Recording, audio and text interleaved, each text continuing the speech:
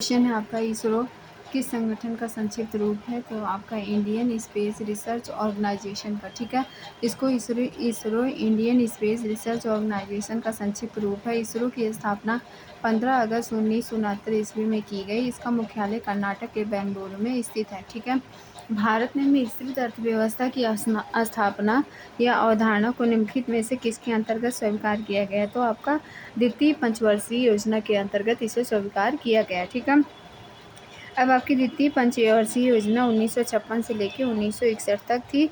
में भारत ने ऐसी अर्थव्यवस्था की ओर बढ़ने का निर्णय लिया जिसमें निजी और सार्वजनिक क्षेत्र दोनों का सह अस्तित्व हो। इस योजना में सरकार ने भारी उद्योगों और बुनियादी ढांचे के विकास पर ध्यान केंद्रित किया जो सार्वजनिक क्षेत्र द्वारा संचालित थे। निजी क्षेत्र को उपभोक्ता वस्तुओं और अन्य उद्योगों में कार्य करने की अनुमति दी गई। इस दृष्टिकोण को मिश्रित अर्थव्यवस्था कहा जाता है। ठीक है, संविधान और मिश्रित अर्थव्यवस्था। संविधान भारत की शासन प्रणाली की नींव रखता है, लेकिन यह मिश्रित अर्थव्यवस्था की अवधारणा को सीधे तौर पर स्वीकार नहीं करता। 1948 की औद्योगिक जो नीति है हमारी, 1948 की औद्योगिक नीति में कुछ उद्योगों को सार्वजनिक क्षेत्र के लिए आरक्षित किया, लेकिन इसने मिश्रित अर्थव्यवस्था की अवधारणा को पूरी तरह से अपनाया नहीं था। ठीक है, अब आपका निम्नलिखित में से कौन सा कर वक्र कर के दरों और सरकारी राजस्व के बीच संबंध को दर्शाता है? तो आपका राइट आंसर है लैफर वक्र। लैफर वक्र कर की दरों और सरकारी राजस्व के बीच संबंध को दर्शाता है। ठीक है, लैफर वक्र का विकास वर्ष 1979 में आर्थर लैफर ने किया। लैफर वक्र के अनुसार जैसे जैसे कर की दर बढ़ती है वैसे वैसे कर राजस्व में भी वृद्धि होती है, लेकिन एक सीमा के बाद कर की दर को बढ़ाने से कर राजस्व घट सकता है। ठीक है, देश की कुल कृषि योग्य भूमि को कितने भाग पर भारत में खाद्यान्न फसलें बोई जाती हैं? तो राइट आंसर आपका कितना है? 80%। कितना है बेटा? 80%। ठीक है, कृषि भारत की अर्थव्यवस्था की रीढ़ मानी जाती है। विभिन्न पंचवर्षीय योजनाओं द्वारा चलाए जा रहे कार्यक्रमों एवं प्रयासों से कृषि को राष्ट्रीय अर्थव्यवस्था में गरिमापूर्ण दर्जा मिला है। ठीक है, कृषि क्षेत्रों में लगभग 64% श्रमिकों को रोजगार मिला हुआ है। भारत में कुल कृषि योग्य भूमि 80% खाद्यान्न फसलें बोई जाती हैं। ठीक है, इस क्षेत्र में कुल निर्यात का 18% योगदान भी माना जाता है। ठीक है, 2011 की जनगणना के अनुसार किस राज्य को जनसंख्या घनत्व सबसे कम था? तो हमारा था अरुणाचल प्रदेश। ठीक है, वर्ष 2011 की जनगणना के अनुसार अरुणाचल प्रदेश का जनघनत्व 17 सबसे कम है। वहीं बिहार न्यूनतम 5 जनघनत्व वाला देश है। ठीक है, वहीं आपका बिहार के जनघनत्व 1106 सबसे अधिक है। ठीक है, न्यूनतम 5 जनघनत्व वाले राज्य हमारे हैं। अरुणाचल आपका 17, मिजोरम आपका 52, सिक्किम आपका कितना है? 86, नागालैंड आपका 119, हिमाचल प्रदेश 123। ठीक है, निम्नलिखित प्रश्नों में से किसकी जनसंख्या 2014 में सर्वाधिक थी? तो आपकी बांग्लादेश की जनसंख्या सर्वाधिक थी। ठीक है, वर्ष 2014 में बांग्लादेश की जनसंख्या सर्वाधिक थी। सर्वाधिक जनसंख्या वाले देशों का क्रम कुछ इस प्रकार है। पहले चीन है, सबसे पहले नंबर पर चीन है, फिर हमारा भारत है, फिर संयुक्त राज्य अमेरिका है, फिर उसके बाद इंडोनेशिया है, फिर उसके बाद ब्राज़ील है, फिर उसके बाद पाकिस्तान है, फिर उसके बाद क्या है? पाकिस्तान के बाद नाइजीरिया है, फिर उस नाइजीरिया के बाद बांग्लादेश, बांग्लादेश के बाद रूस के बाद क्या है? मैक्सिको। ठीक, उत्तर प्रदेश दिवस किस तिथि को मनाया जाता है? तो 24 जनवरी को मनाया जाता है। कब मनाया जाता है बेटा? 24 जनवरी को। ठीक है, उत्तर प्रदेश सरकार प्रतिवर्ष 14 जनवरी को उत्तर प्रदेश दिवस मनाती है। 24 जनवरी को इसलिए चुना गया क्योंकि वर्ष 1950 में इसी दिन तत्कालीन संयुक्त प्रांत यूनाइटेड आपके जो थे प्रोविंस का नाम बदलकर उत्तर प्रदेश किया गया था। वर्ष 2018 में उत्तर प्रदेश सरकार ने प्रथम बार 24 जनवरी को उत्तर प्रदेश दिवस के रूप में इसे मनाया था। ठीक है, क्वेश्चन नंबर 30 है आपका, निम्नलिखित में से कौन सी जनजाति उत्तर प्रदेश के उत्तराखंड से संबंधित है? तो वो आपका राइट आंसर है थारू। थारू जनजाति आपके उत्तर प्रदेश के उत्तराखंड से क्या है? संबंधित है। जो थारू जनजाति है उत्तर प्रदेश और उत्तराखंड दोनों राज्यों राज्यों में पाई जाती है। ठीक है, खासकर तराई क्षेत्रों में। कहाँ पर पाई जाती है बेटा? खास करके तराई क्षेत्रों में पाई जाती हैं।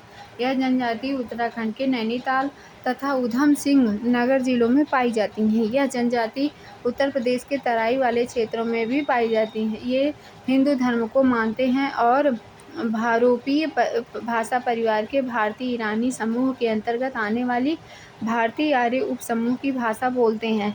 वर्ष 2003 में 10 और जनजातियों को शामिल किया गया था। ठीक है, भील जनजाति के लोग गुजरात, मध्य प्रदेश, छत्तीसगढ़, महाराष्ट्र और राजस्थान में पाए जाते हैं। मुंडा जनजाति के लोग झारखंड, बिहार, पश्चिम बंगाल और उड़ीसा में पाए जाते हैं। ठीक है, विष्णुप्रयाग निम्नलिखित में से किन नदियों का उद्गम स्थल है? तो आपके ऑप्शन है धौली गंगा और गंगा, बी ऑप्शन है धौली गंगा और अलकनंदा, सी ऑप्शन है धौली गंगा और ऋषि गंगा, डी ऑप्शन है अलकनंदा और ऋषि गंगा। तो राइट आंसर आपका है धौली गंगा और अलकनंदा। धौली नंदा गंगा और अलकनंदा है। ठीक है, विष्णुप्रयाग धौली गंगा व अलकनंदा नदी के तट पर संगम पर स्थित है। ठीक है, अलकनंदा की उत्पत्ति आपके संतोपथ और तथा भागीरथ खरक नामक हिम नदों में होती है। उल्लेखनीय है कि अलकनंदा ऋषि गंगा का मिलन बद्रीनाथ में होता है, जो कि चमेली जिले में स्थित है। अलकनंदा नदी का प्राचीनतम नाम क्या है? विष्णु गंगा है। ठीक है, क्वेश्चन नंबर 5 है, इनमें से कौन सी नदी गंगा की सहायक नदी है? सोन आपकी जो है सोन, बेतवा, केन और चंबल। तो राइट आंसर सोन है। ठीक है, सोन नदी जो होती है अमरकंटक के पहाड़ी से निकलकर मध्य प्रदेश, उत्तर प्रदेश और बिहार की बहती हुई पटना बिहार में गंगा में समाहित हो जाती है। ठीक है, और क्या, इस नदी के रेत में सोने के कण पाए जाने के कारण इसे स्वर्ण नदी की संज्ञा से भी आपके क्या किया जाता है? प्रदर्शित किया जाता है। ठीक है, क्वेश्चन नंबर 6 है, फरक्का के बाद गंगा नदी की प्रमुख धारा का नाम किस नाम से जाना जाता है? तो ऑप्शन है पद्मा, स्वर्ण रेखा, भागीरथी, हुगली। तो राइट आंसर हमारा है पद्मा। ठीक है, गंगा नदी राजमहल पहाड़ियों के नज़दीक फरक्का बैराग के नीचे दक्षिण पूर्व दिशा से मुड़कर बांग्लादेश में प्रवेश करती हैं। बांग्लादेश में प्रवेश करने के बाद इसे पद्मा के नाम से जाना जाता है। ठीक है, निम्न नदियों में से कौन अपने मार्ग में परिवर्तन करने के लिए कुख्यात है? तो आपके ऑप्शन है गंगा, कोसी, दामोदर, गोमती। तो राइट आंसर हमारा क्या है? कोसी। ठीक है, कोसी किस लिए प्रसिद्ध है? अपने मार्ग में परिवर्तन करने के लिए प्रसिद्ध है। कोसी नदी नेपाल में हिमालय के गोसाई शिखर से निकलती हैं। कहाँ से निकलती हैं बेटा? गोसाई थान शिखर से निकलती हैं। बिहार में भीमनगर के रास्ते में भारत में प्रवेश करती हैं। बिहार में भीमनगर के रास्ते से ये भारत में प्रवेश करती हैं। यह नदी अपने मार्ग में परिवर्तन करने के लिए कुख्यात है। ठीक है, इसमें आने वाली बाढ़ से बिहार में बहुत तबाही होती है। इसी कारण इसी नदी को बिहार का शोक नदी भी कहा जाता है। ठीक है, आपके निम्नलिखित में से कौन सी नदी घाटी बेसिन क्षेत्रफल की दृष्टि से सबसे बड़ी है? तो आपके ऑप्शन है कावेरी, नर्मदा, महानदी, ताप्ती। तो राइट आंसर हमारा क्या होगा? महानदी। ठीक है, राष्ट्रीय जल आयोग के अनुसार महानदी का अपवाह जो है कब हुआ था? इसका क्षेत्र 14,1589 वर्ग किलोमीटर है। महानदी का उद्गम आपके फरसिया गांव रायपुर जिला छत्तीसगढ़ से होता है। इसका विस्तार छत्तीसगढ़, उड़ीसा, झारखंड, मध्य प्रदेश और महाराष्ट्र राज्यों में है। नर्मदा एवं ताप्ती नदियों के मध्य स्थित कहाँ है? देखो आपके ऑप्शन है विंध्य पर्वत, सतपुड़ा श्रेणियाँ, राजमहल पहाड़ियाँ और अरावली पहाड़ियाँ। तो राइट आंसर हमारा है सतपुड़ा श्रेणियाँ। ठीक है, नर्मदा और ताप्ती नदियों के मध्य सतपुड़ा पर्वत श्रेणी का विस्तार है। यह पर्वत श्रेणी पश्चिम में राजपीपला पहाड़ियों से प्रारंभ होकर महादेव और मैकाल पहाड़ियों के रूप में छोटा नागपुर पठार की पश्चिमी सीमा तक विस्तृत है। नर्मदा नदी अमरकंटक के पठार से निकलती है। नर्मदा नदी जबलपुर के निकट धुआंधार जलप्रपात बनाती हैं। ठीक है, फिर इसी प्रकार ताप्ती नदी मध्य प्रदेश के बैतूल जिले के मुल्ताई नामक स्थान से निकलती हैं। ठीक है, सतपुड़ा एवं अजंता पर्वत श्रेणियों के मध्य अंश घाटी रिफ्ट वैली में प्रवाहित होती है। सूरत के पास यह नदी एक मुहाना बनाती है और खंभात की खाड़ी अरब सागर में गिरती हैं। ठीक है, निम्न नदियों में से किसका सर्वाधिक बड़ा जलग्रहण क्षेत्र है? तो ऑप्शन है आपके नर्मदा, महानदी, गोदावरी, कृष्णा। तो राइट आंसर आपका क्या होगा? गोदावरी। राइट आंसर बेटा क्या है? गोदावरी है।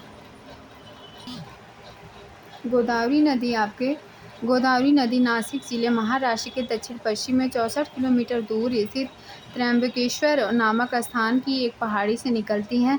इस नदी की कुल लंबाई जो है आपकी 1465 किलोमीटर है। इसका जल ग्रहण क्षेत्र कितना है? 31, 38, 12 वर्ग किलोमीटर है। इसे वृद्धगंगा भी कहा जाता है। गोदावरी को क्या कहा जाता है? गोदावरी नदी को वृद्धगंगा भी कहा जाता है। ठीक है, कृष्णा नदी की लंबाई 1401 किलोमीटर और जलग्रहण क्षेत्र कितना है? 258 और 948 वर्ग किलोमीटर है। महानदी नदी की लंबाई 851 किलोमीटर तथा जलग्रहण क्षेत्र 141589 है। मतलब कितना? 141589 वर्ग किलोमीटर है। ठीक है, नर्मदा नदी की लंबाई 1312 किलोमीटर तथा जलग्रहण क्षेत्र 98,796 वर्ग किलोमीटर है। गोदावरी भारत की सबसे लंबी प्रायद्वीपीय नदी है। क्वेश्चन नंबर 11 है, कावेरी नदी का उद्गम है आपके सह्याद्री में, या बी ऑप्शन है ब्रह्मगिरी पहाड़ियों में, सी ऑप्शन है आपके ग्वालीगढ़ पहाड़ियों में, डी ऑप्शन है अमरकंटक में। तो राइट आंसर है आपका ब्रह्मगिरी पहाड़ियों में।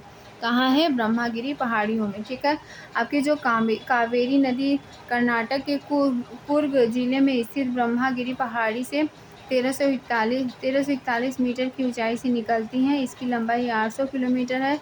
यह नदी केरल, कर्नाटक व तमिलनाडु से बहती हुई बंगाल की खाड़ी में गिरती हैं। शिव समुद्रम जलप्रपात एवं श्रीरंगपट्टनम द्वीप इसी नदी से द्वारा निर्मित है। ठीक है, भारत की निम्नलिखित नदियों में से किसे जैविक मरुस्थल कहते हैं? तो आपके ऑप्शन है नोयाल, दामोदर, भिवानी, भदार। तो राइट आंसर आपका क्या है? दामोदर। राइट आंसर बेटा क्या है? दामोदर है। ठीक है, चलिए, दामोदर नदी में व्याप्त जल प्रदूषण के कारण इसे जैविक मरुस्थल बायोलॉजिकल डस्ट कहा जाता है। ठीक है, यह भारत की सर्वाधिक प्रदूषित नदी है। ठीक है, गिरिडीह एवं दुर्गापुर के बीच 300 किलोमीटर लंबे मार्ग में यह जैविक मरुस्थल होकर रह गई है। ठीक है, क्या हो गई है? जैविक मरुस्थल हो गई है। ठीक है, क्वेश्चन नंबर 13 है, भारत की निम्नलिखित में से कौन सी नदी पश्चिमी घाट में से नहीं निकलती है? तो आपके कृष्णा है, महानदी है, गोदावरी है, आपके वैगई है। तो राइट आंसर आपके क्या है? महानदी है। ठीक है, महानदी छत्तीसगढ़ के रायपुर जिले के सिहावा पहाड़ी से निकलती हैं। गोदावरी नदी महाराष्ट्र के नासिक जिले से निकलती हैं एवं प्रायद्वीपीय नदियों में यह सबसे लंबी 1465 किलोमीटर की नदी है। इसे वृद्धगंगा भी कहा जाता है। तो आपके जो महानदी है उसे क्या कहा जाता है? वृद्धगंगा। ठीक है, और इससे पहले हमने क्या पढ़ा था? इससे पहले हमें इसे वृद्धगंगा कहा जाता है। किसको? आपके महानदी को। किसको कहा जाता है बेटा? महानदी को। ठीक है, इसे वृद्धगंगा भी कहा जाता है। किसे कहा जाता है बेटा? महानदी को। आपकी कृष्णा नदी महाबलेश्वर के पास एक झरने से निकलती हैं। यह महाराष्ट्र एवं कर्नाटक से होते हुए बंगाल की खाड़ी में गिरने से पहले 1401 किलोमीटर की दूरी तय करती है।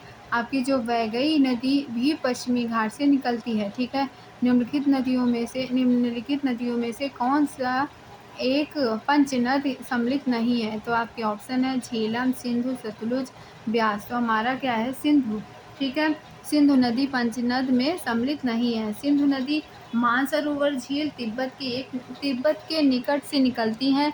यह नदी दक्षिण की ओर बहती हुई मिथिनकोट के निकट पंचनद के जल प्राप्त करती हैं। पंचनद नाम पंजाब के 5 प्रमुख नदियां हैं जो कि सतलुज, ब्यास, रावी, चेनाब और झेलम को दिया जाता है। ठीक है, पंचनद कहाँ पे है स्थित बेटा? पंजाब में है। ठीक है, और कौन कौन सी नदियाँ हैं? सतलुज, ब्यास, रावी, चेनाब और झेलम है। ठीक है, अंत में सिंधु नदी कराची के पूर्व में अरब सागर में जा गिरती है। ठीक है, क्वेश्चन नंबर 15 है, निम्नलिखित में से कौन सा सुमेलित नहीं है? निम्नलिखित में से कौन सा सुमेलित नहीं है? आपका सुमेलित जो है देखो गोदावरी क्या है, वैनगंगा के साथ है, ठीक है, सहायक नदी है। जो मुख्य नदी है, जैसे गोदावरी मुख्य नदी है तो इसकी सहायक नदी क्या है, वैनगंगा है। नर्मदा मुख्य नदी है तो इसकी सहायक नदी क्या है, तवा, ठीक है। कृष्णा आपकी मुख्य नदी है तो आपकी सहायक नदी क्या होती है, दूधगंगा, ठीक है। कावेरी मुख्य नदी है तो उसकी सहायक नदी क्या है, हेमावती, ठीक है। निम्नलिखित में से किस नदी के ऊपरी मार्ग में मीठा जल परंतु निचले भाग में खारे जल का प्रवाह होता है? तो आपका ऑप्शन है बराक नदी, लूनी नदी, घग्गर नदी या उपरोक्त में से कोई नहीं। तो राइट आंसर आपका होगा लूनी नदी। कौन सा राइट आंसर होगा, लूनी नदी, ठीक है। यह नदी राजस्थान के अजमेर जिले के दक्षिण पश्चिम में अरावली श्रेणी में स्थित नाग पर्वत से निकलती हैं। यह कच्छ के रण में विलुप्त हो जाती हैं। लूनी नदी के ऊपरी मार्ग में मीठा जल तथा निचले भाग में खारे जल का प्रवाह मिलता है। इसे लवणकारी नदी के नाम से भी जाना जाता है, ठीक है। इसे लवणकारी नदी के नाम से भी जाना जाता है। क्वेश्चन 17 है, दक्कन के पठार में नदियों का प्रवाह होता है पश्चिम से पूरब, उत्तर से पूरब या पूरब से पश्चिम या उत्तर से पश्चिम? तो राइट आंसर हमारा है पश्चिम से पूरब, ठीक है। दक्कन पठार पूर्वी और पश्चिमी घाटों से घिरा हुआ है। इसका उत्तरी छोर विंध्य रेंज है। दक्कन पठार का ढाल सामान्यतः पश्चिम से पूर्व की दिशा में है। इसी कारण नदियों का प्रवाह पश्चिम से पूर्व होता है। इसकी प्रमुख नदियां होती हैं गोदावरी, कृष्णा और कावेरी हैं, ठीक है।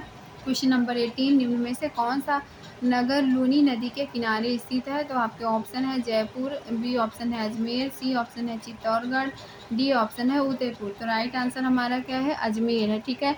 अजमेर शहर लूनी नदी के किनारे स्थित है। लूनी नदी भारत की एकमात्र क्या है, अंतर्वाही नदी है।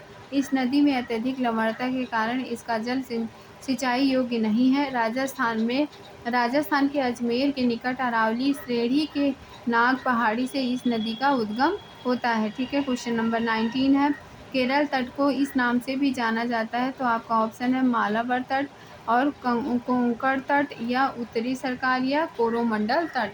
तो राइट आंसर हमारा होगा मालाबार तट। मालाबार तट उत्तर में गोवा से लेकर दक्षिण में कन्याकुमारी तक विस्तार है, ठीक है। इस क्षेत्र में लंबे एवं सकरे लैगून कयाल पाए जाते हैं। मिट्टी काप एवं महीन आपकी क्या है, लैटेराइट प्रकार की होती हैं। यह रबर, सिनकोना, कहवा, गर्म मसाले एवं नारियल के बागान पाए जाते हैं। पेरियार यहाँ की एक प्रमुख नदी है। इस तट पर मोनोजाइट, जिरकान एवं क्या होते हैं, थोरियान जैसे आणविक खनिज पाए जाते हैं, ठीक है। आपके क्वेश्चन नंबर 20 है, कोरी निवेशिका जिस पर स्थित है वह क्या है, कच्छ की खाड़ी या खंभात की खाड़ी या कच्छ का लिटिन रन या कच्छ का रन? तो राइट आंसर हमारा होगा डी कच्छ का रन, ठीक है। आपकी जो कोरी निवेशिका, कोरी झाड़ी या कोरी क्रीक गुजरात के कच्छ क्षेत्र में स्थित एक क्या है, ज्वारी सक्रिय खाड़ी है। क्या है ये, ज्वारी सक्रिय खाड़ी है। क्वेश्चन है, लक्षद्वीप में कितने द्वीप हैं? तो ऑप्शन है आपके 27 से 36 से 41। तो राइट आंसर कितने हैं आपके, 36 हैं, ठीक है। लक्षद्वीप में कुल 36 द्वीप हैं, जिनमें से केवल 10 द्वीपों में ही मनुष्यों का आवास होता है। केरल के पश्चिमी अरब सागर में मौजूद लक्षद्वीप समूह का निर्माण आपका प्रवाल जो होता है वो निक्षेप से हुआ है। इन द्वीप में संवहनी वर्षा होती है, ठीक है।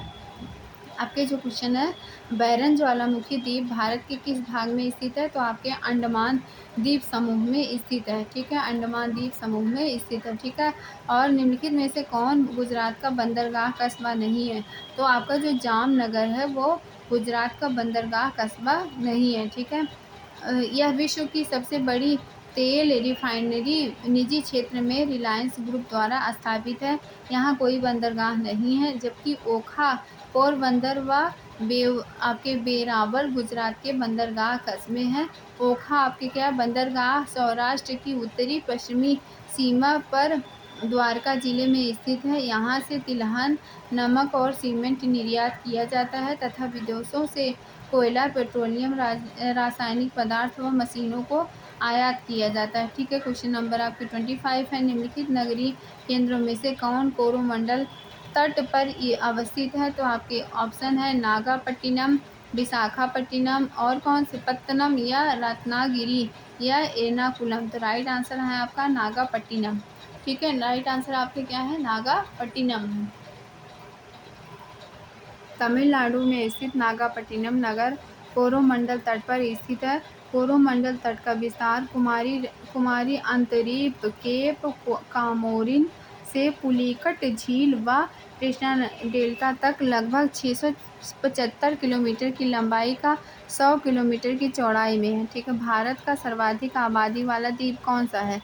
आपके ऑप्शन है माजुली, अंडमान, लक्षद्वीप या सालसेट। तो आपके राइट आंसर है सालसेट। ठीक है, भारत में द्वीपों की जनगणना 2011 के अनुसार इस प्रकार है।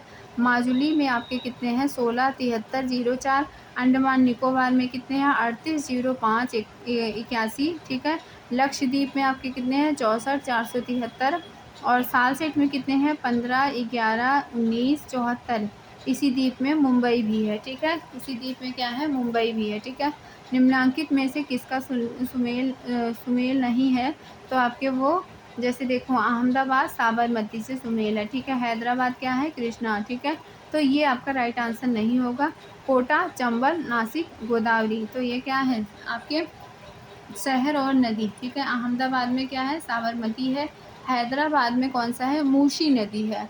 हैदराबाद में बेटा कौन सी नदी है, मूसी नदी है। ठीक है, कोटा में चंबल नदी है। और क्या नदी है, नासिक में गोदावरी। ठीक है, तो क्वेश्चन नंबर 28 है, निम्नलिखित में से कौन एक कृष्णा नदी की सहायक नदी नहीं है? तो भीमा, डान, तेल और क्या, तुंगभद्रा। तो आपका तेल राइट आंसर है।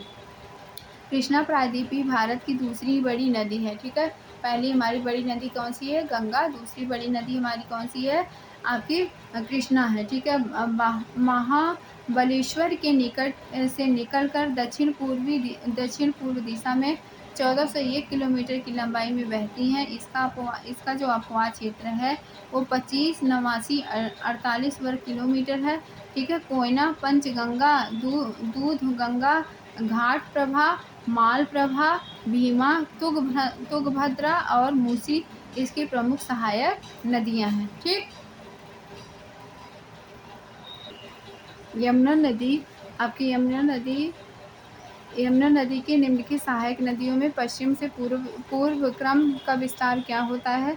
पहले वो यमुना नदी गंगोत्री से निकलती है एवं प्रयागराज में गंगा नदी में मिल जाती है। इसकी सहायक नदियों का पश्चिम से पूर्व क्रम इस प्रकार है, चंबल, सिंध, बेतवा, केन। ठीक है, पहले वो कहाँ पे आती हैं, इनकी सहायक नदियाँ कौन सी हैं, चंबल, सिंध, बेतवा और केन। यमुना नदी किन नदियों के पश्चिम से पूर्व क्रम में विचार कीजिए। देखो, यमुना नदी यमुनोत्री से निकलती हैं और प्रयागराज में गंगा से आके मिल जाती हैं। ठीक, अब आपका क्या है, भारत के किस मध्यकालीन शासक ने इक्ता व्यवस्था प्रारंभ की थी? तो राइट आंसर आपका क्या है, इल्तुतमिश। ठीक है, कौन सा राइट आंसर है आपका, इल्तुतमिश राइट आंसर होगा। ठीक है, भारत में इक्ता व्यवस्था की शुरुआत किसने की थी, इल्तुतमिश ने की थी। ठीक है, यह भूमि का वह विशेष खंड था जो सैनिक अधिकारियों के बीच नगद वेतन के बदले बांटा जाता था। ठीक है, और क्या हुआ, इक्तादार इस भूमि के मालिक नहीं होते थे, उन्हें लगान या राजस्व के रूप में उपयोग कर सकते थे। ठीक है, और इनके अधिकारियों को मुफ्ती अमीर मालिक भी कहा जाता था। क्या कहा जाता था, मुफ्ती अमीर मालिक कहा जाता था। ठीक है, जो आपके शाहजहाँ जामा मस्जिद में प्रवेश करता था पूर्वी प्रवेश के द्वारा। किसके द्वारा प्रवेश करता था बेटा, पूर्वी प्रवेश के द्वारा। ठीक है, आपके जो शाहजहाँ जामा मस्जिद में पूर्वी प्रवेश द्वारा प्रवेश करता था, जिसे शाही द्वार माना जाता था। मुख्य प्रवेश द्वार बादशाहों द्वारा प्रयोग, और जो सारे थे आपके प्रवेश द्वार, उसमें बादशाहों द्वारा प्रयोग हेतु बनाया गया था। ठीक है, जामा मस्जिद का निर्माण लगभग 10 करोड़ रुपए की लागत से कराया गया था। इसे आगरा की मोती मस्जिद की अनुकृत भी कहा जाता है। क्या कहा जाता है, आगरा की मोती मस्जिद की अनुकृत भी कहा जाता है। ठीक है, प्रश्न आपके क्वेश्चन नंबर 3 है, क्या भारत में जब रेल मार्ग पहली बार प्रचलित हुए तो इनका उद्देश्य क्या था? कृषि वाले क्षेत्रों को बाजार से जोड़ना था। ठीक है, अब तो क्या हुआ है, तो सबसे बड़ा मतलब संसाधन के रूप में क्या है आपके ट्रेन है ना। और अंग्रेजों ने रेल मार्ग का विकास मुख्य रूप से औद्योगिक और वाणिज्यिक हितों के लिए किया था। रेलवे से कृषि वाले क्षेत्रों को बंदरगाहों और मुख्य बाजारों से जोड़ा गया था। कच्चा माल आसानी से इंग्लैंड के उद्योगों तक पहुंचाने में मदद मिलती थी। ठीक है, और क्या इससे आपके जो थे औपनिवेशिक शासक को आर्थिक और प्रशासनिक नियंत्रण समृद्ध करने की सुविधा मिली। ठीक है, और निम्नलिखित में से कौन सुमेलित नहीं है? जैसे आपके क्या है, रुहेलखंड, अली मोहम्मद, रहेला बिन दाऊद। ठीक है, जो चलिए इसको देखते हैं। आपके जो रुहेलखंड के संस्थापक थे अली मोहम्मद रुहेला एंड बीर दाऊद थे। ठीक है, और क्वेश्चन नंबर आपके 5 है, ऋग्वेद में किस मंडल का प्रथम सूक्त प्रायः किस देवता के लिए है? तो आपके अग्नि देवता के लिए है। ठीक है, ऋग्वेद के प्रत्येक मंडल का प्रारंभिक सूक्त प्रायः अग्नि देवता को समर्पित होता था। ठीक है, अग्नि को मनुष्य और देवताओं के बीच मध्यस्थ माना गया। ठीक है, अग्निदेव की स्तुति से यज्ञ प्रार्थनाओं और देवताओं तक पहुंचाने में विश्वास था। ऋग्वैदिक धर्म बहुदेशवादी थे, जैसे इंद्र, मित्र, वरुण, अग्नि आदि प्रमुख देवता। आपके सौत्रा मणि यज्ञ में पशु और सूरा की आहुति दी जाती थी। ठीक है, आपके पूर्व पाषाण काल जो था वो नदी तट अधिवास था। ठीक है, मध्य पाषाण काल कैसा हो गया? शैलश्रेय अधिवास हो गया। नव पाषाण काल आपका गर्त अधिवास हो गया। और क्या ताम्र काल में क्या होता था? आपके कच्चे एवं पक्के मकान बन गए। ठीक है, पूरा पाषाण काल में मानव जल स्रोतों के समीप निवास करता था। मध्य पाषाण काल में वो कहाँ रहता था? शैलाश्रयों और गुफाओं में जीवन व्यतीत करता था। ठीक है, नव पाषाण काल में अस्थायी बस्तियों में गर्ताकार घर हो गए थे। ताम्र पाषाण काल में पक्के और कच्चे मकान का विकास हो गया था। ठीक है, अब क्वेश्चन नंबर 7 है, इंडिया अर्थात भारत राज्यों का एक संघ होगा। यूनियन शब्द किस देश के संविधान में से ग्रहण किया गया? तो वो कनाडा से लिया गया। कहाँ से लिया गया बेटा? कनाडा से लिया गया। ठीक है, अब क्या जो यूनियन शब्द भारतीय संविधान में कनाडा के संविधान से लिया गया। भारत एक स्वतंत्र संप्रभुता संपन्न समाजवादी लोकतंत्रात्मक गणराज्य है। संविधान सभा ने 26 नवंबर 1949 को इसे अंगीकृत किया था। इसे अंगीकृत कब किया बेटा? 26 नवंबर 1949। भारतीय संविधान की 9वीं अनुसूची संबंधित किससे है? भूमि सुधार से। ठीक है, राज्य भूमि सुधार अधिनियमों को संवैधानिक सुरक्षा प्रदान करने हेतु 9वीं अनुसूची जोड़ी गई है। इसे प्रथम संविधान संशोधन अधिनियम 1951 द्वारा शामिल किया गया है। भूमि सुधार कानूनों को न्यायालय में चुनौती से बचाने के लिए इसका प्रावधान किया गया। ठीक है, लोकसभा और राज्यसभा में गणपूर्ति संख्या क्या है? कुल सदस्यों की संख्या 1/10 होती है। ठीक है, अनुच्छेद 103 के अनुसार जब तक संसद अन्यथा न कहे गणपूर्ति सदन की कुल सदस्य संख्या 1/10 होगी। ठीक है, आपके गणपूर्ति का अर्थ क्या है? न्यूनतम सदस्य संख्या जिससे सदन की कार्यवाही वैध हो सके। ठीक है, क्वेश्चन नंबर 10, राज्यसभा किसके द्वारा भंग की जा सकती है? उपरोक्त में से किसी के द्वारा नहीं। जैसे राज्यसभा भारतीय संसद का उच्च सदन है जिसका विघटन नहीं होता। ठीक है, यह एक अस्थायी सदन है। हर 2 वर्ष में 1/3 सदस्य सेवानिवृत्त होते हैं। गठन इसका कब किया गया? 3 अप्रैल 1952 को किया गया। ठीक है, अनुच्छेद 80(1) में इसकी अधिकतम सदस्य जो संख्या थी 250 निर्धारित की गई है। ठीक है, भारत में किन राज्य का राज्यपाल अपने पद पर कब तक कार्यरत कर सकता है?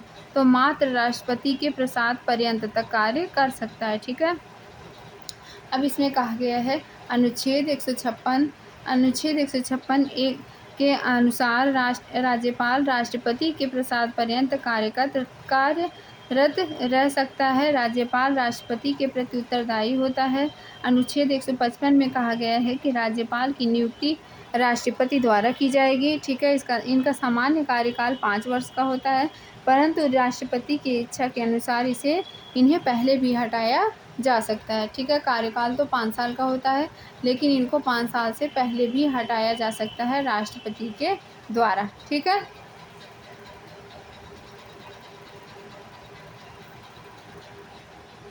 सूची फर्स्ट को सूची सेकंड से देखो। जैसे आपका जो बटेश्वर पहाड़ी है वो किसके लिए है? बिहार के लिए। ठीक है, आपकी जो बिलारी श्रृंखला है वो कर्नाटक के लिए है। ठीक है, और चिन श्रृंखला आपके मणिपुर के लिए है। घोसी पहाड़ी कहाँ के लिए है? आपके हरियाणा के लिए है। ठीक है, तो बटेश्वर पहाड़ी बिहार के भागलपुर ज़िले में स्थित है। किस ज़िले में स्थित है बेटा? बटेश्वर, भागलपुर। ठीक है, और बिलारी श्रृंखला कर्नाटक राज्य से संबंधित है, जिसे स्थानीय रूप से बेल्लारी गुड्डा श्रृंखला कहा जाता है। चिन श्रृंखला मणिपुर राज्य में स्थित है। धोसी पहाड़ी हरियाणा के महेंद्रगढ़ क्षेत्र में स्थित है। राष्ट्रीय वन नीति 1952 के अनुसार निम्नलिखित में से कौन सा वन का संवर्ग नहीं है? तो राइट आंसर आपका होगा राष्ट्रीय उद्यान। ठीक है, 1952 की राष्ट्रीय वन नीति में वनों को 4 वर्गों में बांटा गया था। ये आपके वर्ग हैं: संरक्षित वन, राष्ट्रीय वन, ग्राम वन एवं वृक्ष भूमि। राष्ट्रीय खाद्यान्न इस वर्गीकरण का हिस्सा नहीं है। राष्ट्रीय खाद्यान्न का प्रावधान बाद में अलग रूपों से विकसित हुआ। भारत में प्रमुख शक्ति परियोजना किसके अंतर्गत हुई? कोयला आधारित परियोजना। ठीक है, भारत में विद्युत उत्पादन का लगभग 50% हिस्सा कोयला आधारित परियोजना से आता है। ताप विद्युत परियोजना में प्रयुक्त कोयला देश में उत्पादित कुल कोयले का लगभग 70% से होता है। कोयला आधारित बिजली संयंत्र बड़े पैमाने पर कार्य किए जाते हैं और स्थिर विद्युत आपूर्ति सुनिश्चित करते हैं। ठीक है, इन परियोजनाओं का प्रमुख स्थान झारखंड, छत्तीसगढ़, मध्य प्रदेश और उड़ीसा है। तो इनका आपके परियोजनाओं का प्रमुख स्थान कहाँ है? झारखंड, छत्तीसगढ़, मध्य प्रदेश और उड़ीसा है। ठीक है, और बृहस्पति का वलय होता है आपके सिलिकेटों का बना हुआ। किसके? बृहस्पति के वलयों की खोज 1989 में वाइजर फर्स्ट स्पेस प्रोब ने की थी। किसने की थी बेटा? आपके वाइजर फर्स्ट स्पेस प्रोब ने की थी। ठीक है,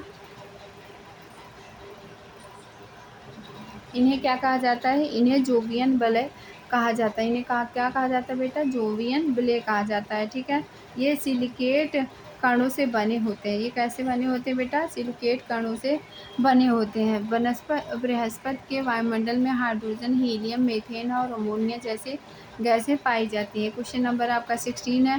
निम्नलिखित में से कौन सुमेलित नहीं है? तो आपके सुमेलित जो नहीं होते वो हाउंस। किस लिए?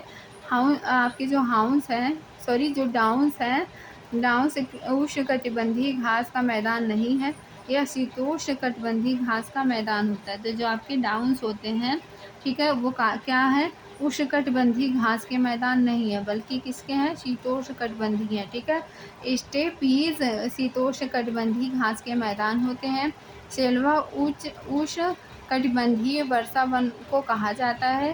टैगा आपके शीतोष्णकटिबंधीय शंकुधारी वन होते हैं। ठीक है, निम्नलिखित वृक्षों में कौन पारिस्थितिकी मित्र नहीं है? तो आपके राइट आंसर है यूकेलिप्टस। कौन से है बेटा? यूकेलिप्टस है। ठीक है, और यहाँ पे निम्नलिखित में से कौन सा सुमेलित नहीं है? तो आपका कौन सा सुमेलित नहीं होगा? पिन वैली जो होता है जम्मू एवं कश्मीर। ठीक है, बांदीपुर राष्ट्रीय उद्यान कहाँ है? कर्नाटक में स्थित है। राजाजी राष्ट्रीय उद्यान कहाँ है? उत्तराखंड में स्थित है। सिमलीपाल राष्ट्रीय उद्यान कहाँ पे स्थित है? उड़ीसा में स्थित है। ठीक है, पिन वैली राष्ट्रीय खाद्यान्न कहाँ पे स्थित है? हिमाचल प्रदेश में स्थित है, ना कि जम्मू कश्मीर में। तो आपकी पिन वैली राष्ट्रीय उद्यान कहाँ पे स्थित है बेटा? हिमाचल प्रदेश में स्थित है। कहाँ पे स्थित है बेटा? हिमाचल प्रदेश में स्थित है। निम्नलिखित में से कौन ऊष्मा का सर्वोत्तक चालक है? तो राइट आंसर होगा पारा। राइट आंसर क्या होगा? पारा होगा। ठीक है, पारा सामान्य ताप पर द्रव अवस्था में रहने वाला एकमात्र धातु है। इसकी ऊष्मीय चालकता द्रव चालकता क्या होती है, उच्च होती है। इसका प्रयोग तापमापी बैरोमीटर और मैनोमीटर में किया जाता है। ऊष्मा की तेजी से संचरित करने की क्षमता के कारण इसे मापक यंत्रों में प्रयुक्त किया जाता है। ठीक है, आपका क्वेश्चन नंबर 20 है इसमें दिया हुआ है कि निम्नलिखित में से कौन सा पदार्थ सर्वाधिक मजबूत होता है। तो आपका ग्राफीन जो होता है वो सबसे सर्वाधिक महत्वपूर्ण मजबूत होता है। ग्राफीन की खोज 2004 के आंद्रे गिम और कॉन्स्टेंटिन कौन थे, नोवोसिलिव ने की थी। ठीक है, यह एकल परत कार्बन परमाणुओं का बना द्विआयामी पदार्थ होता है। ग्राफीन बेहद पतला, पारदर्शी एवं उच्च चालकता वाला होता है। ठीक है, यह अब तक खोजे गए पदार्थों में सबसे मजबूत माना जाता है। ठीक है, इसका उपयोग कंप्यूटर चिप, टच स्क्रीन व विभिन्न संचार उपकरणों के निर्माण में किया जाता है। ठीक है, मानव शरीर में सबसे मजबूत मांसपेशियां कहाँ होती हैं, तो जबड़े में होती हैं। ठीक है, जबड़े की मांसपेशियों को क्या कहते हैं, मैसेटर मांसपेशियां कहा जाता है। ये भोजन चबाने के लिए अत्यधिक बल उत्पन्न करती हैं। मानव शरीर में कुल 639 मांसपेशियां होती हैं। ठीक है, सबसे अधिक मांसपेशियां जो पीठ में पाई जाती हैं, लेकिन सबसे मजबूत जबड़े में होती हैं। सबसे मजबूत कहाँ पे होती हैं बेटा, जबड़े में होती हैं। ठीक है, निम्नलिखित में से विटामिन सी की सबसे अच्छा स्रोत क्या होती है, जितनी भी खट्टी चीज़ें होती हैं वो आपके किसके, विटामिन सी के लिए अच्छे स्रोत होते हैं। लेकिन जो आंवला होता है, आंवले में सबसे ज़्यादा आपके विटामिन सी पाया जाता है। ठीक है, आंवले में संतरे से अधिक मात्रा में विटामिन सी पाया जाता है। यह रोग प्रतिरोधक क्षमता को बढ़ाता है। विटामिन सी को स्कारबिक एसिड भी कहा जाता है। इसके अन्य स्रोत क्या है, इस कार्बिक एसिड भी कहा जाता है। इसके अन्य स्रोत नींबू, अमरूद, करौंदा और मौसम्मी है। ठीक है, जैविक साथ आपका क्या होता है, जैविक साथ आपका कृत्रिम हृदय है। ठीक है, कृत्रिम हृदय के बारे में आइए बात करते हैं। जैविक सेवन का विकास विलियम जोहान कोल्फ, रॉबर्ट जार्विक और उनकी टीम ने किया था। यह पूर्णतः कृत्रिम हृदय होता है जो मरीज के सीने में लगाया जाता है। इसका उपयोग हृदय प्रत्यारोपण से पहले अस्थायी समाधान के रूप में किया जाता है। ठीक है, और इसका पहला सफल प्रत्यारोपण 1982 ईस्वी में हुआ था। कब हुआ था, 1982 ईस्वी में हुआ था। ठीक है, सकल राष्ट्रीय उत्पाद GNP बराबर होता है किससे, शुद्ध राष्ट्रीय उत्पाद और घिसावट से होता है। ठीक, शुद्ध राष्ट्रीय उत्पाद NNP में मूल्यह्रास या पूंजी स्टॉक की खपत जोड़ दी जाए तो सकल राष्ट्रीय उत्पाद आ जाता है। ठीक है, GNP बराबर क्या होता है, NNP प्लस में आपका क्या, मूल्यह्रास। ठीक है, और इसमें देश के सभी नागरिकों द्वारा उत्पादित आर्थिक उत्पादन शामिल होता है, चाहे वह देश के भीतर हो या विदेश में हो। यह किसी देश की कुल आर्थिक गतिविधियों का व्यापक मानदंड होता है। ठीक है, क्वेश्चन नंबर 25 है, संघीय सरकार के बजटों में राजकोषीय घाटे के बड़े भाग की आपूर्ति की जाती है किसके द्वारा, घरेलू उधारों से। ठीक है, किसके द्वारा बेटा किया जाता है, घरेलू उधारों से। ठीक है, राजकीय कोष जो होता है जिसे क्या बोलते हैं, फिजिकल डिफिस ठीक है, क्या बोलते हैं, डिफिसिट का अर्थ है सरकारी खर्च और आय में अंतर। इसका बड़ा भाग आंतरिक बाजार उधारी, अल्प बचत योजनाओं और क्या है, प्रोविडेंस फंड में पूरा किया जाता है। ठीक है, विदेशी उधारी और मौद्रीकृत घाटा अन्य साधन है। नोट छापकर घाटा पूरा करना क्या है, मौद्रीकरण कहलाता है। ठीक है, निम्नलिखित अंतर्राष्ट्रीय संगठनों का जन्म का सही कालक्रम क्या होता है, IMF या GWT, गैट या IFC या WTO। तो राइट हमारा इसमें जो होता है, पहले आपके गैट के द्वारा, फिर उसके बाद WTO के द्वारा, फिर उसके बाद IMF के द्वारा, फिर आपके ICF के द्वारा किया जाता है। ठीक है, अब आपका IMF जो होता है, अंतर्राष्ट्रीय मुद्रा कोष की स्थापना 1945 ईस्वी में की गई। ठीक है, आपकी जो जी गैट होता है वो उसका जो स्थापना कब हुई, 1947 में हुई। General agreement on tariffs and trade इसका फुल फॉर्म होता है। ठीक है, और आईएफसी की स्थापना 1956 में की गई, जिसका फुल फॉर्म होता है इंटरनेशनल फाइनेंस कॉरपोरेशन। ठीक है। डब्ल्यूटीओ की स्थापना का अस्तित्व 1995 में आया, वर्ल्ड ट्रेड ऑर्गेनाइजेशन। ठीक है। क्वेश्चन नंबर 27 है, कृषि मूल्य आयोग एपीसी की स्थापना किस वर्ष हुई थी? तो आपके 1965 में हुई थी। ठीक है। कृषि उपजों की कीमत पर सलाह देने हेतु 1965 ईस्वी में कृषि मूल्य आयोग की स्थापना की गई। 1985 में इसका नाम बदलकर कृषि लागत एवं मूल्य आयोग कर दिया गया था। इसका मुख्यालय नई दिल्ली में है। ठीक है। सरकार इसके सुझावों के आधार पर एमएसपी न्यूनतम समर्थन मूल्य की घोषणा कर दी। किसकी घोषणा की बेटा? एमएसपी की घोषणा कर दी। ठीक है। क्वेश्चन नंबर आपका क्या है? 28 है, भारत के निम्नलिखित राज्यों में से किसका जनसंख्या की दृष्टि से द्वितीय 2011 की क्षेत्रफल दृष्टि में तृतीय स्थान है?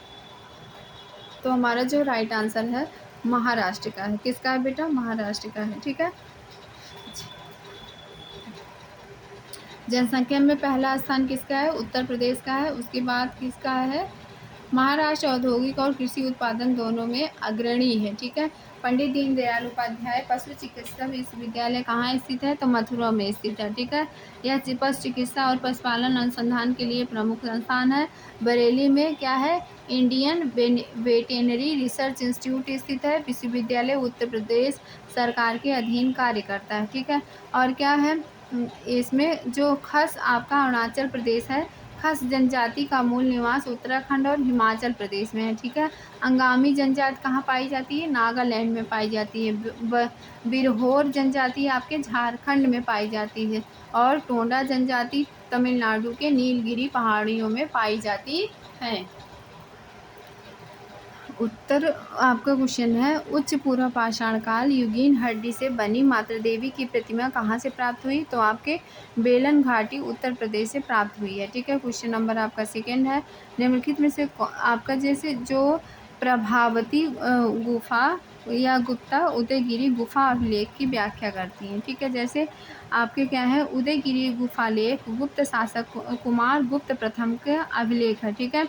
यह मुख्यतः जैन अभिलेख है, जिसमें शंकर नामक व्यक्ति द्वारा इस स्थान में पार्श्वनाथ की मूर्ति स्थापित करने के लिए इसका क्या है? करने के जाने का वितरण है। ठीक है। जबकि आपकी प्रभावती गुप्ता का पूर्ण ताम्रपात्र अभिलेख है। ठीक है। मोहम्मद गजनवी के गुजरात अभियान के समय चोल देश पर कौन राज्य कर रहा था? तो उसमें उस समय राजेंद्र राज कर रहे थे। ठीक है। मोहम्मद गजनी के गुजरात अभियान के समय चोल देश पर राजाधिराज चोल का शासन था। ठीक है। जो राजेंद्र चोल प्रथम के पुत्र थे। जो राजेंद्र चोल राज के चोल के प्रथम पुत्र थे। ठीक है।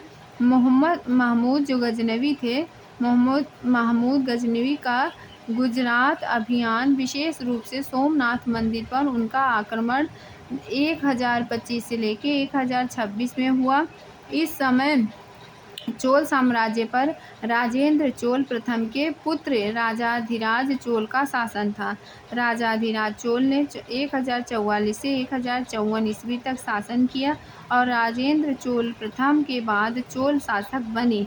महमूद गजनी के भारत पर आक्रमणों का उद्देश्य मुख्य रूप से धन और क्षेत्र पर नियंत्रण करना था। ठीक है। क्वेश्चन नंबर 4 है, मध्यकालीन भारत के निम्नलिखित में से किस संत का जन्म प्रयाग में हुआ? तो रामानंद जी जो थे मध्यकालीन भारत के थे और इनका जन्म प्रयाग में हुआ था। ठीक है।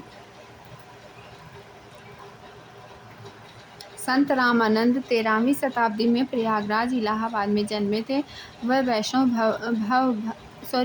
भक्त कवि संत थे और उन्होंने अपने सिद्धांतों का प्रचार हिंदी में किया था।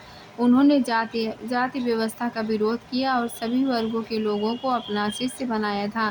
क्वेश्चन नंबर 5 है आपका, निम्नलिखित में से किस मुगल सम्राट ने राजा राम मोहन राय को अपने दूत के रूप में लंदन भेजा था? तो वो थे अकबर। ठीक है।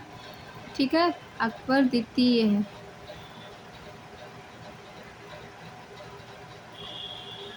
1857 विद्रोह के समय बैरकपुर में कौन ब्रिटिश कमांडिंग ऑफिसर था? तो आपके थे वो जनरल हर्षी, ठीक है।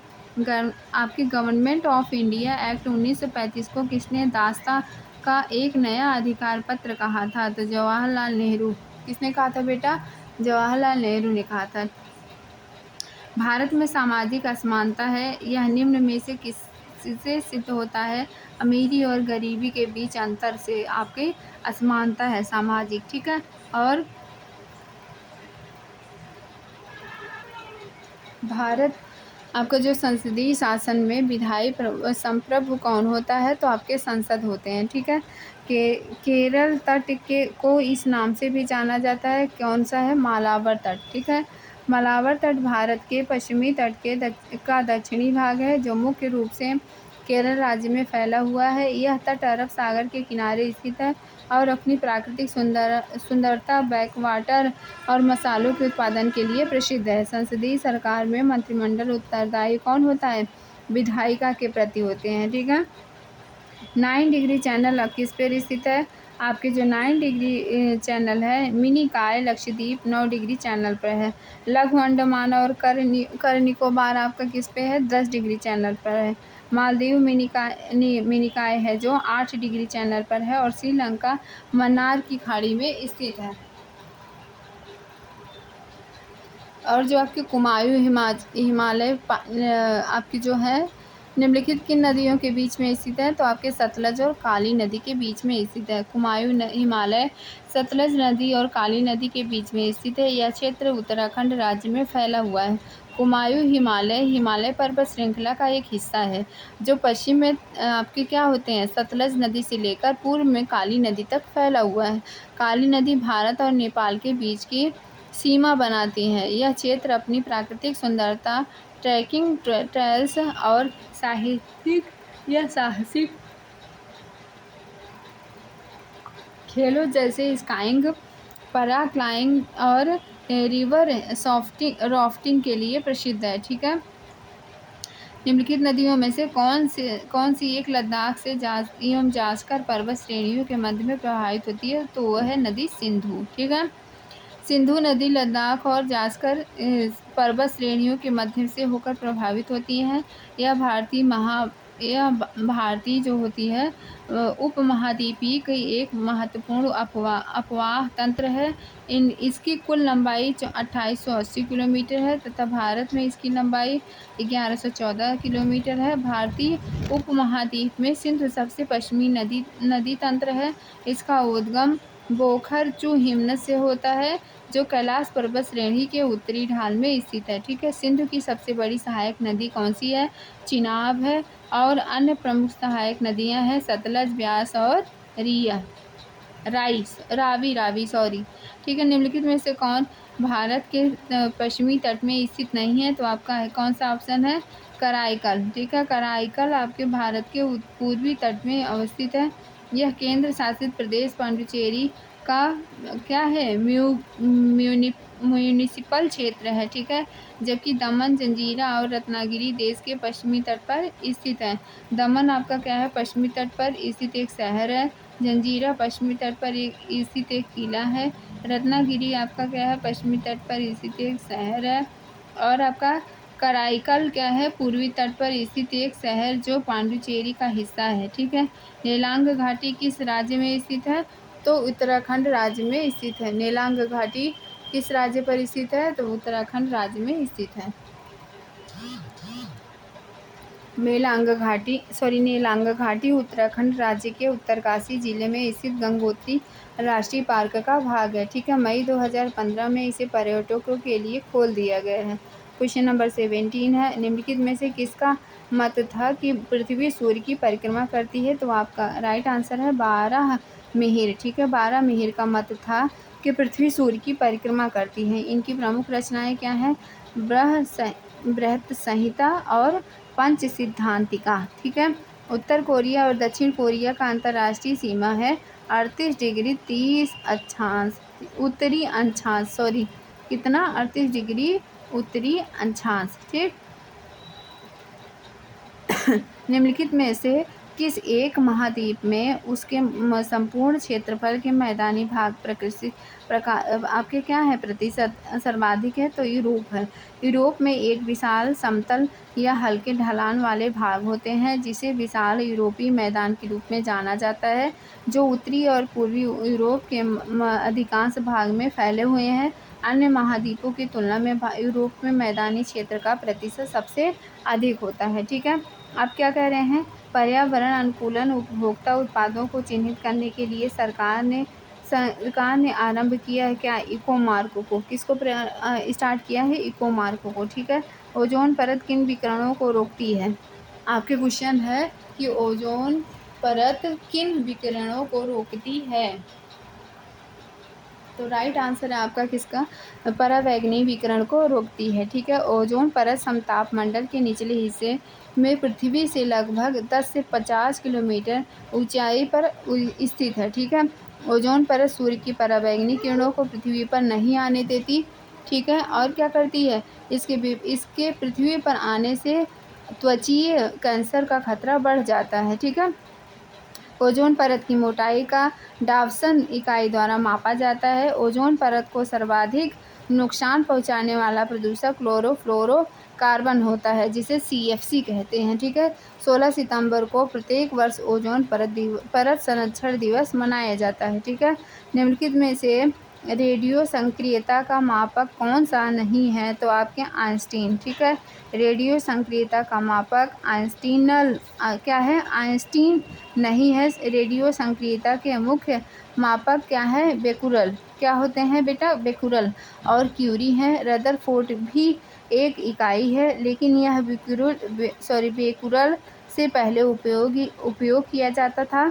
ठीक है, बेकुरल आपके BQ हैं। बेकुरल आपके क्या है बेटा? BQ हैं। और रेडियो सक्रियता की SI इकाई है जो प्रति सेकंड एक परमाणु नाभिक के क्षय की दर को दर्शाती है। और जो क्यूरी है रेडियो सक्रियता की गैर SI इकाई है जो 3.7 × 10⁻⁻⁶ प्रति सेकंड के बराबर होती है। रदरफोर्ड एक गैर SI इकाई होती है। ठीक है, और आइंस्टीन प्रकाश की एक इकाई है जो ऊर्जा की मात्रा को दर्शाती है और रेडियो सक्रियता से इसका कोई संबंध नहीं होता है। ठीक है, और आपके क्वेश्चन है दूध उदाहरण किसका होता है? एक पायस का। दूध किसका उदाहरण है बेटा? एक पायस का होता है। ठीक है, दूध एक तरह का पायस है। दूध एक कोलाइड पदार्थ है जिसका सफ़ेद रंग केसिन के कारण होता है। किसके कारण होता है बेटा सफ़ेद रंग? केसिन के कारण होता है। दूध या घी का पीला रंग आपके किसके कारण होता है? कैरोटीन के कारण होता है। ठीक है, दूध में प्रोटीन 3 प्रकार की केसिन, एल्ब्यूमिन और ग्लोब्यूमिन पाई जाती हैं। इसमें पाई जाने वाली मिठास लैक्टोज के कारण होती है। ठीक है, दूध में मिठास किसके कारण होती है? लैक्टोज के कारण होती है। दूध का रंग किसके कारण होता है? केसिन के कारण होता है। दूध का रंग सफ़ेद केसिन के कारण होता है। और दूध या घी या दूध का पीलापन पीला रंग कैरोटीन के कारण होता है। ठीक है, दूध में प्रोटीन 3 प्रकार के होते हैं, केसिन और एल्ब्यूमिन और क्या है? ग्लोब्यूमिन पाई जाती हैं। इसमें पाई जाने वाली मिठास किसके द्वारा होता है? लैक्टोज के द्वारा होता है। दूध में लैक्टोज को लैक्टिक अम्ल में बदलने वाले जीवाणुओं में स्ट्रेप्टोकोकस लैक्टिस और कोलाइफॉर्म प्रमुख होते हैं। इसके कोलाइफॉर्म प्रमुख होते हैं। ठीक है, वृद्धावस्था एवं काल प्रभावन के विषय में ज्ञान प्राप्त करने की विद्या को कहते हैं क्या? जेरोंटोलॉजी। क्या कहते हैं? जेरोंटोलॉजी।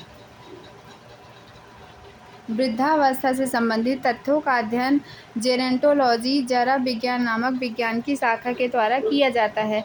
आपके जो ऑर्निथोलॉजी के अंतर्गत पक्षियों से संबंधित अध्ययन किया जाता है और ऑन्कोलॉजी में कैंसर रोग के निदान का अध्ययन किया जाता है। टेर्टोलॉजी के अंतर्गत अप्राकृतिक रूप से हुए मानव अंगों का विकास का अध्ययन किया जाता है। ठीक है, और नासा के किस अंतरिक्ष यान ने चंद्रमा पर जल के होने की पुष्टि की है? तो आपके सोफिया। कौन से हैं? सोफिया हैं, ठीक है। नासा के सोफिया नामक अंतरिक्ष यान ने चंद्रमा पर पानी होने की पुष्टि की है, ठीक है। नासा ने 2020 में घोषणा की कि चंद्रमा की सतह पर सूर्य के प्रकाश वाले हिस्से में भी पानी मौजूद है, न कि केवल ठंडे गहरे क्षेत्रों में। यह खोज महत्वपूर्ण है क्योंकि यह भविष्य में चंद्र अभियानों और चंद्रमा पर मानव बस्तियों की स्थापना के लिए पानी के संभावित स्रोतों के रूप में कार्य कर सकती है।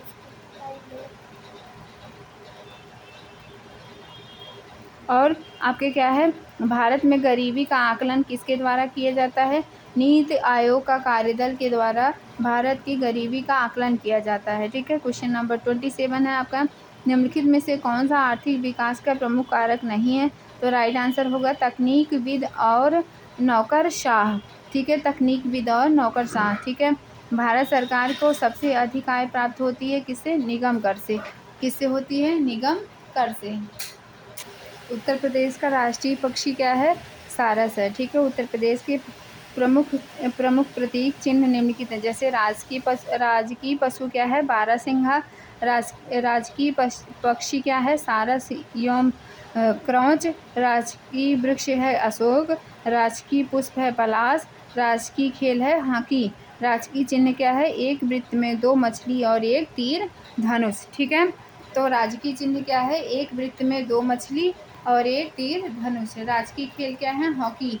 राष्ट्रीय पुष्प क्या है? पलाश। राजकीय वृक्ष क्या है? अशोक। और राजकीय पक्षी जो हैं आपके सारस और क्या है? क्रौंच। राजकीय पशु क्या है? बारहसिंघा। उत्तर प्रदेश का प्रमुख प्रतीक इस प्रकार है, ठीक है। और आपके निम्नलिखित में से विश्व के किस नगर की जनसंख्या का घनत्व न्यूनतम है? तो आपके क्या है? सेंट पीटर्सबर्ग है, ठीक है। तो सिंगापुर में कितना है? 7,953। लाहौर का कितना है? 12,825। बैंकॉक का कितना है? 5300। और सेंट पीटर्सबर्ग का कितना है? 3,892, ठीक है। कौन सा एक फल जेली बनाने के लिए सबसे उपयुक्त होता है? तो आपका करौंदा है, ठीक है। जेली बनाने के लिए सबसे उपयुक्त कौन सा होता है? करौंदा, ठीक है। जेली बनाने हेतु सबसे अधिक उपयुक्त फल करौंदा है। किसी फल के पेंक्टिनियम अम्लयुक्त गूदे को चीनी के साथ एक निश्चित अनुपात में मिलाकर निश्चित अवधि तक उबालने से यह पदार्थ बनता है जिसे क्या कहते हैं? जैम कहते हैं, ठीक है। अब आपका क्वेश्चन जो है, चलिए आइए बात करते हैं गुरुत्वाकर्षण ग्रेविटी के बारे में, ठीक है। पृथ्वी पर पलायन वेग कितना है? तो 11.2 किलोमीटर प्रति सेकेंड है, ठीक है। पृथ्वी पर अगर पूछा जाए पलायन वेग कितना है तो 11.2 किलोमीटर प्रति सेकेंड है, ठीक है। यदि चक्कर लगाते हुए अंतरिक्ष यान से एक सेब छोड़ा जाए तो उसकी गति क्या होगी? अंतरिक्ष यान के साथ साथ उसकी गति से गतिमान होगा, ठीक है। अंतरिक्ष यात्री निर्वात में सीधे खड़े क्यों नहीं हो सकते? क्योंकि गुरुत्वाकर्षण की अनुपस्थिति के कारण वह सीधे खड़े नहीं हो सकते हैं ना। तो जैसे आपने देखा होगा कि जब साइंटिस्ट लोग आते हैं तो उनको थोड़े दिन तक चलने में भी प्रॉब्लम होती है ना। पृथ्वी के चारों ओर परिक्रमा कर रहा कृत्रिम उपग्रह गुरुत्वाकर्षण के विरुद्ध अपकेंद्रीय बल के प्रभाव के कारण नहीं गिरता है, ठीक है। किसके कारण नहीं गिरता? अपकेंद्रीय बल के प्रभाव के कारण नहीं गिरता है, ठीक है। एक भू उपग्रह किस बल के प्रभाव से अपने कक्ष में निरंतर गति करता है? तो आपका अपकेंद्रीय बल होता है। चंद्रमा की सतह पर पलायन वेग पृथ्वी की सतह की अपेक्षा कम होता है, ठीक है, क्योंकि चंद्रमा की त्रिज्या पृथ्वी की त्रिज्या से कम है। भारहीनता की स्थिति किस कारण होती है? तो गुरुत्वाकर्षण की शून्य स्थिति के कारण होती है। एक लड़की झूले पर बैठी स्थिति में झूला झूल रही है। उस लड़की के खड़े हो जाने पर आवर्तकाल पर क्या प्रभाव पड़ेगा? तो उसका आवर्तकाल कम हो जाएगा। उसका आवर्तकाल क्या हो जाएगा बेटा? कम हो जाएगा, ठीक है। लोलक की लंबाई बढ़ जाने के कारण लोलक घड़ी पेंडुलम क्लॉक गर्मियों में धीमी हो जाती है जबकि शीतकाल में तीव्र गति से चलने लगती है, ठीक है। हवा में लोहे और लकड़ी के समान भार की गेंद को एक समान ऊंचाई से गिराने पर क्या प्रतिक्रिया होगी? तो आपका जो लकड़ी की गेंद बाद में गिरेगी, ठीक है। लकड़ी का घनत्व तो लोहे की अपेक्षा कम होता है जिस कारण यदि लोहे व लकड़ी को समान भार की गेंदों को समान ऊंचाई से गिराया जाए तो लकड़ी की गेंद पर वायु का प्रतिरोध अधिक हो जाएगा। पृथ्वी के किस स्थान पर किसी पिंड का भार सर्वाधिक होता है? तो ध्रुवों पर। किस पर होता है बेटा? ध्रुवों पर सर्वाधिक होता है। ठीक है, क्यों? पृथ्वी के केंद्र से ध्रुवों की दूरी कम होने के कारण ध्रुवों पर स्थित पिंड पर पृथ्वी द्वारा अधिक गुरुत्वीय आकर्षण बल आरोपित होगा, इसलिए ध्रुवों पर उसका भार पृथ्वी पर स्थित किसी अन्य स्थान से अधिक होता है। अन्य स्थान से क्या होता है? अधिक होता है। क्वेश्चन है, लिफ्ट में बैठे हुए व्यक्ति का भार कब सर्वाधिक महसूस होता है? तो जब लिफ्ट त्वरित गति से ऊपर जा रही होती है तो सबसे ज़्यादा भार महसूस होता है। ठीक है, भू तुल्यकारी उपग्रह के परिक्रमण की अवधि कितनी होती है? तो 24 घंटे होती है। यदि पृथ्वी और सूर्य के मध्य की दूरी 2 गुनी होती तो सूर्य द्वारा पृथ्वी पर गुरुत्वाकर्षण बल कितना होता? तो वर्तमान का 1/4 भाग होता। ठीक है, लोलक की समयावधि किस पर निर्भर करती है? तो लोलक की लंबाई पर निर्भर करती है। ठीक है, पृथ्वी का गुरुत्वाकर्षण बल यदि अचानक लुप्त हो जाए तो इसका परिणाम क्या होगा? पृथ्वी पर स्थित वस्तुओं का भार शून्य हो जाएगा, लेकिन द्रव्यमान में कोई चेंज नहीं होगा। ठीक है, पृथ्वी की सतह पर स्मॉल जी का मान अधिकतम तथा चंद्रमा पर स्मॉल जी का मान पृथ्वी के गुरुत्वीय त्वरण का 1/6 होता है। गुरुत्वीय त्वरण का कितना होता है? 1/6 होता है। ठीक है, पीसा की झुकी हुई मीनार गिरती क्यों नहीं है? इसका क्या कारण है? तो गुरुत्व केंद्र से जाने वाला ऊर्ध्वाधर रेखा तल के अंदर रहती है। यदि कोई वस्तु ऊपर से गिराई जाती है तो उसके भार पर क्या प्रभाव पड़ेगा? वस्तु का भार अपरिवर्तित रहेगा, जितना भार रहेगा उतना ही रहेगा, उस पर कोई फर्क नहीं पड़ेगा। ठीक है, जब हम भूमध्य रेखा से ध्रुवों की ओर जाते हैं तो स्मॉल जी क्या होता है? स्मॉल जी का मान बढ़ जाता है। स्मॉल जी का मान क्या होता है बेटा? बढ़ता है। ठीक है, चुंबकीय झूले पर झूलते समय व्यक्ति को बाहर की ओर धक्का क्यों महसूस होता है? क्योंकि अपकेंद्रीय बल के कारण उसे धक्का महसूस होता है। ठीक है, विभिन्न द्रव्यमान वाले 2 पत्थर एक साथ किसी इमारत की छत से गिराए जाते हैं तो कौन सा पत्थर जमीन पर पहले पहुंचेगा? दोनों ही पत्थर एक साथ जमीन पर पहुंचेंगे। ठीक है, गुरुत्वाकर्षण के एवं गुरुत्व के उदाहरण जैसे सूर्य एवं अन्य ग्रहों का गुरुत्वाकर्षण के कारण ही सभी ग्रह लगभग वृत्ताकार एवं निश्चित कक्षाओं में सूर्य की परिक्रमा करते हैं। ठीक है, और पृथ्वी के गुरुत्व एवं चंद्रमा के गुरुत्वाकर्षण के कारण ही चंद्रमा एक निश्चित कक्षा में पृथ्वी की परिक्रमा करता है, और सूर्य, चंद्रमा और एवं पृथ्वी के गुरुत्वाकर्षण की अंतरक्रिया के कारण क्या होती है? पृथ्वी पर स्थित समुद्रों में ज्वार भाटा आते हैं। ठीक है, गुरुत्वाकर्षण के सार्वभौमिक नियम के सिद्धांत का प्रतिपादन सर आइजैक न्यूटन ने किया था। सर आइजैक न्यूटन ने किया था। किसका सिद्धांत प्रतिपादित किया था? आपके गुरुत्वाकर्षण के सार्वभौमिक नियम के सिद्धांत को प्रतिपादित किया था। आपके जो यांत्रिकी, आज बात करते हैं इस पे, यांत्रिकी पे। ठीक है, आपका क्या है? मैकेनिज्म। ठीक है, प्रक्षेप गति को दीर्घतम परास प्राप्त करने हेतु अधिकतम कितने कोण की आवश्यकता होगी? तो आपके 45 डिग्री की। कितनी आवश्यकता होती है बेटा? 45 डिग्री की। ठीक है, संवेग परिवर्तन की दर किसके बराबर होती है? बल के बराबर होती है। संवेग परिवर्तन की दर किसके बराबर होती है? आपके बल के बराबर होती है। ठीक है, किसके बराबर होती है? बल के बराबर होती है। न्यूटन का प्रथम नियम किसे परिभाषित करता है? जड़त्व के नियम को। किसको परिभाषित करता है? जड़त्व के नियम को। ठीक है, और आपके जो प्रक्षालन मशीन होती है, प्रक्षालन मशीन मतलब क्या? वॉशिंग मशीन का कार्य किस सिद्धांत पर आधारित होता है? वो आप केंद्रीय बल पर कार्य करती है। किस पर कार्य करती है? आप केंद्रीय बल पर कार्य करती है। ठीक है, सड़क पर चलने की अपेक्षा बर्फ पर चलना कठिन क्यों है? क्योंकि बर्फ में सड़क की अपेक्षा घर्षण कम होता है। ठीक है, जो फ्रैक्शन होता है वो कम होता है। न्यूटन की गति के नियम। गति का प्रथम नियम क्या कहता है? यदि कोई पिंड विराम अवस्था में है तो वह तब तक उसी अवस्था में रहेगी जब तक उस पर कोई बाह्य बल न आरोपित किया जाए। ठीक है, तो न्यूटन की गति का प्रथम नियम क्या है? यदि कोई पिंड विरामावस्था में है तो वह तब तक उसी अवस्था में रहेगी जब तक उस पर कोई बाह्य बल आरोपित न किया जाए। न्यूटन का द्वितीय नियम क्या है? किसी वस्तु के संवेग परिवर्तन की दर उस पर लगाए गए बल के समानुपाती होता है तथा संवेग परिवर्तन की दिशा बल के अनुदिश होती है। ठीक है।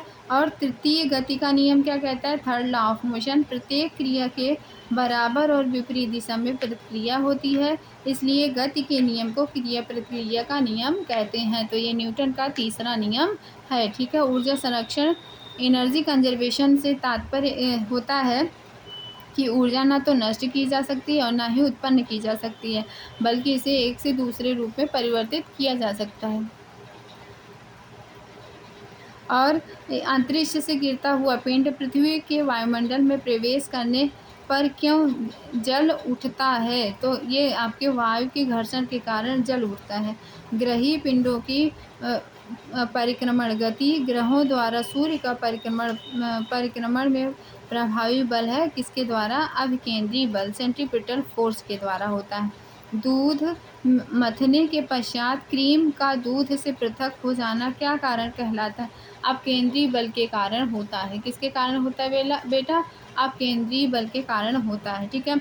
वायु को ऊर्ध्वाधर गति को क्या कहते हैं? आपको वायु प्रक्षोभ कहते हैं, वाइंड आउट ब्रस्ट। ठीक है। रॉकेट किस सिद्धांत पर कार्य करता है? आपके संवेग संरक्षण के सिद्धांत पर कार्य करता है। किसके सिद्धांत पर कार्य करता है बेटा? संवेग संरक्षण के नियम पर कार्य करता है। ठीक है। और आपका है किसी पिंड के संवेग, मोमेंटम और वेग के अनुपात से प्राप्त मान क्या कहलाता है? आपका द्रव्यमान कहलाता है। क्या मान कहलाता है बेटा? द्रव्यमान कहलाता है। ठीक है। त्वरण ज्ञात करने का प्रमुख सूत्र क्या होता है? -a=v-u/t। ठीक है। जहाँ a क्या होता है? आपका त्वरण है, v आपका क्या है? अंतिम वेग है, u आपका क्या है? प्रारंभिक वेग है, t आपका समयांतराल होता है। ठीक है।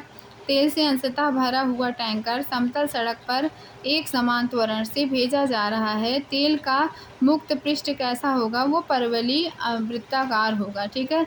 परवलयी वृत्ताकार होगा। ठीक है। एक समान वृत्तीय गति पर त्वरण एक्सीलरेशन सदैव उपस्थित रहता है, प्रेजेंट रहता है। ठीक है। किसकी उपस्थिति के कारण ब्लैक बोर्ड और कागज़ पर लिखना संभव होता है?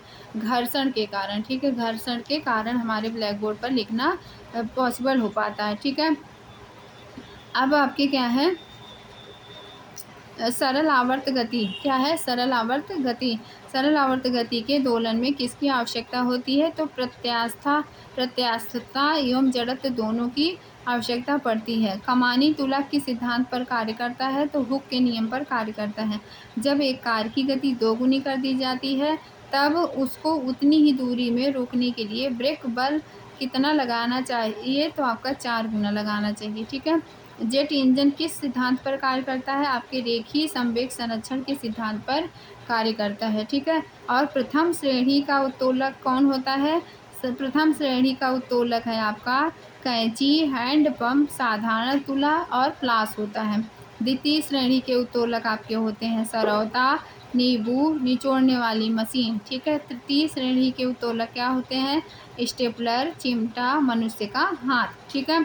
अब आप बात करते हैं पेचकस की। पेचकस जो स्क्रू ड्राइवर जिसे बोलते हैं के द्वारा पेंच घुमाना एवं दरवाजे के हत्थे का कब्जे से दूर लगाना आपका क्या कहलाता है? बल आघूर्ण के उदाहरण कहलाते हैं। क्या कहलाते हैं बेटा? बल आघूर्ण के उदाहरण कहलाते हैं। और आपकी जो है, चलिए न्यूटन के गति के प्रथम नियम के उदाहरण और द्वितीय और तृतीय नियम के उदाहरण देख लेते हैं। तो गति के जो प्रथम नियम का उदाहरण है वो कौन सा है? जैसे देखो, आपकी चलती गाड़ी के रुकने पर उसमें बैठे यात्रियों का आगे झुकना, ये आपकी गति का प्रथम नियम का उदाहरण है। ठीक है।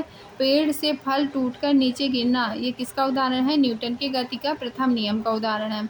कपड़े को डंडे से पीटने पर धूल कणों का अलग होना, ये भी किसका उदाहरण है? आपके न्यूटन की गति के प्रथम नियम का। ठीक है। द्वितीय नियम का उदाहरण क्या हो सकते हैं? जैसे गेंद पकड़ते समय खिलाड़ी अपने हाथों को पीछे की ओर खींच लेता है। ठीक है। और तृतीय नियम का उदाहरण है बंदूक से गोली निकलते समय बंदूक पकड़ने वाले व्यक्ति को पीछे की ओर धक्का लगता है।